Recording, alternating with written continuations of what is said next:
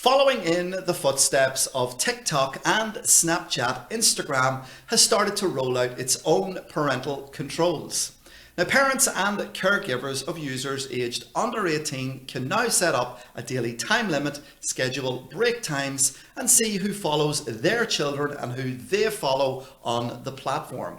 Time limits between 15 minutes to 2 hours can be set up before a black screen appears. Now, these controls do differ from some of those currently available on Snapchat and TikTok, and the new feature will also include nudges to encourage teenagers to switch to a different topic after repeatedly searching for the same thing, and is aimed at encouraging them to discover something new on the platform. Now, with our last two step-by-step guides on how to set up these parental tools on TikTok and Snapchat, we have created a handy step-by-step guide on the process which parents and caregivers can follow along.